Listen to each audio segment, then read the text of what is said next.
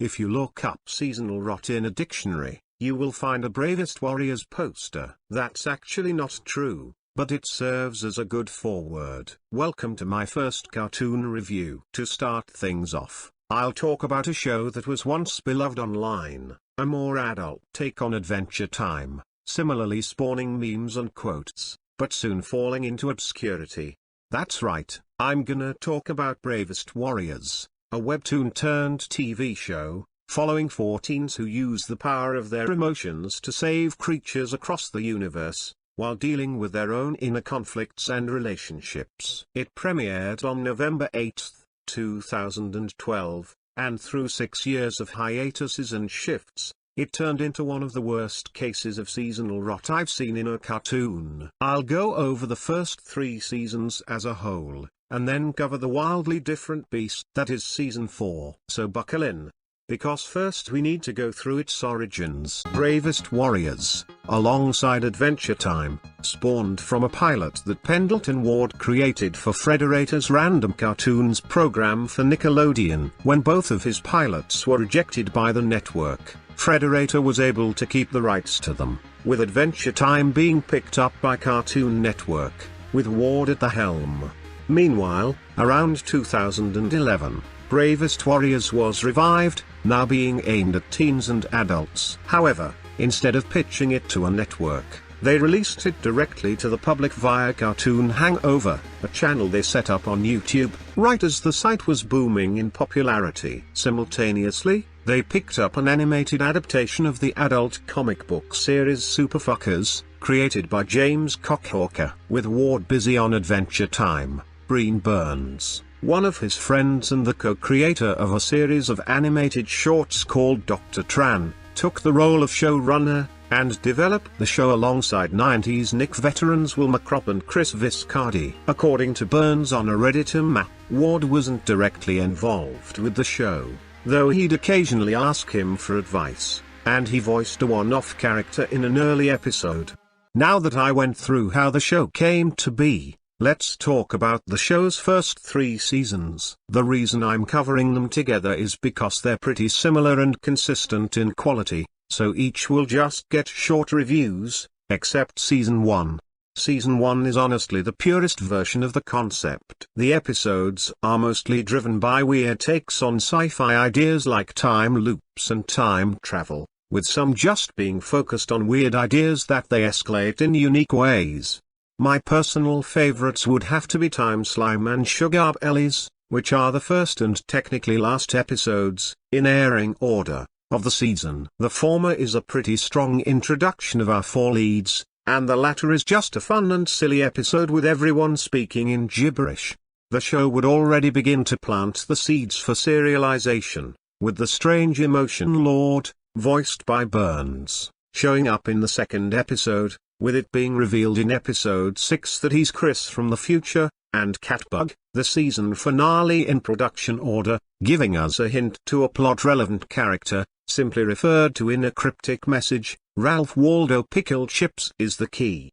Speaking of the characters, our 4 leads, Chris, Danny, Beth and Wallow, are all fun. They have good chemistry and their personalities play off of each other well. Chris is the idealist leader, Danny is the moody inventor with a bit of an aggressive streak, Beth is a good-natured person with a cynical side, and Wallow is just the for the ride. Catbug and Impossibar, the team's little critter sidekicks, are alright. Catbug is very charming, mostly thanks to Sam Lavanino's top-tier performance, but Impossibar can be incredibly annoying at times. Plum, Beth's merry friend, is alright, but feels like a plot device to build up a love triangle between her, Chris, and Beth. Oh right, I almost forgot. Chris has a crush on Beth. It's painfully obvious at times, but in this early stage of the show, his dorkiness around her can be charming. I'd mention Wankershim, but every time he's on screen I get annoyed, so Wankershim is a loser. To wrap the season 1 section up, I'll briefly talk about the overall art and animation. The art style is pretty solid. It's pretty similar to Adventure Time, but the more saturated color palette gives it a bit of distinctness, and the designs are all very appealing. The main cast was redesigned by Phil Rinder, who served as the lead designer on the first 2 seasons of Adventure Time. The animation is at times a bit floatier, but it looks incredible for a show meant for the internet, and the action scenes look great. So, all in all, Season 1 is a solid start to a solid show.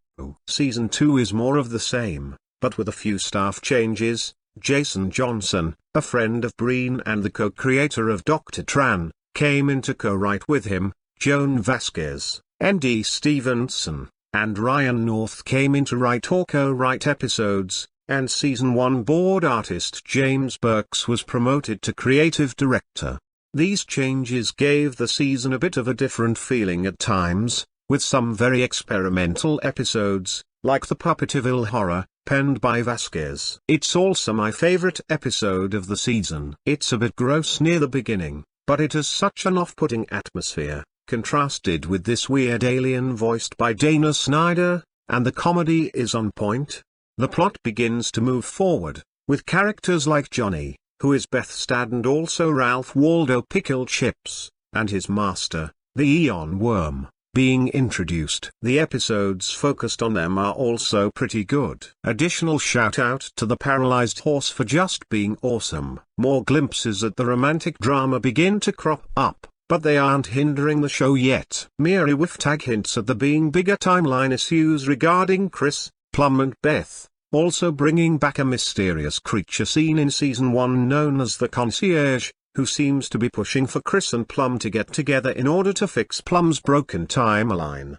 More emotion lord stuff crops up, with another episode having Chris try to escape a place known as the Parasux Pub, where all his versions live. However, all of this is put on the back burner for the 2-part season finale, Season of the Worm, and Season of the Mitch. It's a strong end to the season, giving standout moments to every warrior besides Chris, and somehow turns one of the Eon Worm's hamster followers, Mitch, into a compelling character, with some help from the paralyzed horse. Season 2 took what the previous season set up, added more twists and turns, and a bit of an experimental edge, with all these elements making it my favorite. Now we have Season 3. Oh boy. Season 3 was produced around 2013 to 2014, but was held off until 2017. What happened was that YouTube's algorithm began to favor watch time, and the merch they'd release alongside the ad revenue they'd get wasn't enough to really make back the investment. Mind you, these episodes cost the same to produce as a regular Cartoon Network show, so around 800 million to $1 million per episode. Making high-quality hand-drawn animation with a professional crew for YouTube was just not profitable, so they held these episodes back while they held a Kickstarter for Bee and Puppycat, and eventually both projects were handed off to VRV, a streaming service exclusive to the United States. That didn't work out at all, mainly because VRV was only available in one country and had a pretty poor selection that was just stuff you could watch online or on other services. Eventually Bee and Puppycat was given to Netflix, and Bravest Warriors suffered a way worse fate, which I'll go into later. I actually don't have much to say about Season 3. Every episode is 11 minutes long now, but they're all pretty much of an equal level of quality. Chris crash lands on Mars after the Parasux Pub episode and interacts with a young Danny. There's some more Chris and Beth relationship issues, more love triangle stuff, a follow-up to Hamster Mitch, and a season finale where Chris gets new eyes and becomes immune to e-move loads. But I was honestly just bored by this season. Nothing of note. Season 4 on the other hand is a constant stream of things to say. In order to secure funding for the show, Frederator would partner up with Nelvana to co-produce a new season of 52 episodes. This led to a ton of staff changes. Burns would step down from show running,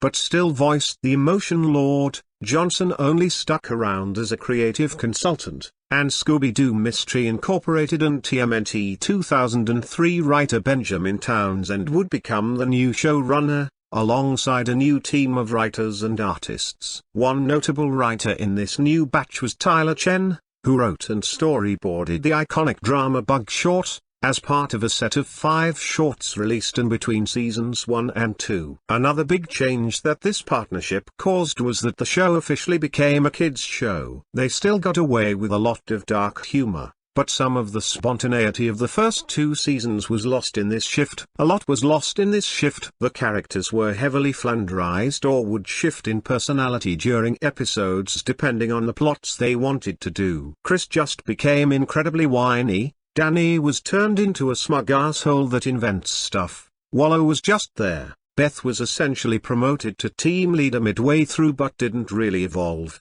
The love triangle basically turned into a love square because all of a sudden Beth and Danny started dating and Chris and Plum were meant to be together for a timeline or something, and this isn't even resolved by the 2-part finale. Also, they really began to overuse Catbug as comic relief. The first half of the season features an arc where a weird robotic villain known as Carswell manipulates Chris in order to harvest his moop, aka his negative emotions, because in the future he becomes the Rainbow Prince of Moop and takes vital organs from each of the warriors, including Chris Hart. This is only brought up early on during the season and soon falls by the wayside until the mid-season finale, where Chris directly fights him, while the others, and Plum, take on a race of cats known as the Mecha Cats that want revenge on the team due to being in their hideout in the season premiere, until their leader falls for Beth and just kinda leaves after she insults him in the mysterious and elusive cat language.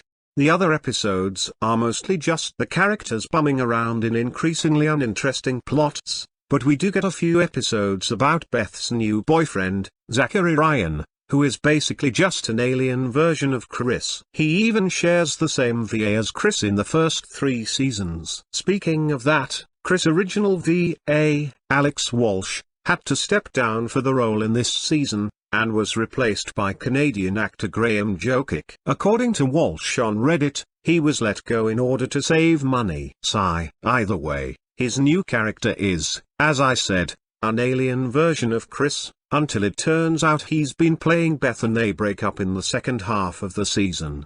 Honestly, I don't know how to keep talking about this season without yapping about its production history, because it's far more interesting than the actual content of each episode. The timeline stuff and the emotion lords and everything just ties itself into knots whenever we focus on that. The humor is a massive downgrade, and the animation is incredibly choppy, barring a few decent shots.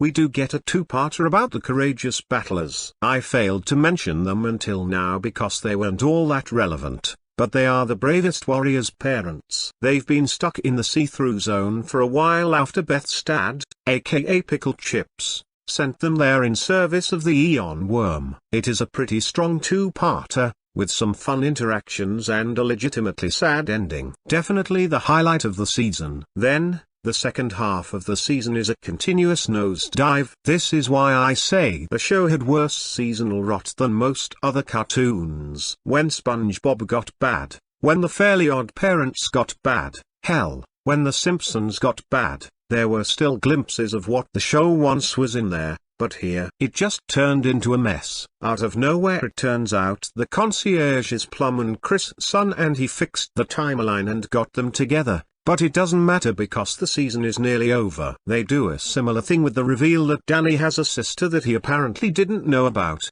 and that was way earlier in the season. You could have axed the Robo Party Duck episode in order to give us just one outing telling us who she was. When the episodes aren't taking the lore and twisting it into confusing corners, it's just incredibly boring. It's like a soulless husk of what the show used to be. Then we get the season finale. Another 2-parter that ends with the courageous battlers, except Beth's dad, coming back home, Beth turning out to basically be some kind of deity, and the love square being acknowledged, but not solved. Okay, I'm done with this show. Sorry if this first review wasn't the best, but season 4 really burnt me out. It was either frustrating or mind-numbingly dull, barring a small handful of episodes. The cast was flanderized. The humor became annoyingly unfunny, and the visuals took a massive downgrade. Those first 2 seasons were incredibly fun romps with some unique overarching stories, but then season 3 just happened, and season 4 dropped the ball. Seeing the show downgrade that way was incredibly saddening, but what could they do? Making a show with that level of quality on YouTube meant they'd be producing it at a loss forever, and selling it to a network would have probably altered it heavily. Until they had no choice. The show had to go on, and VRV wasn't enough to keep the show afloat. I guess it was all Wankashim's fault in the end. Thank you all for watching. Remember to like, subscribe, do all the other YouTuber stuff, and I'll see you all next time.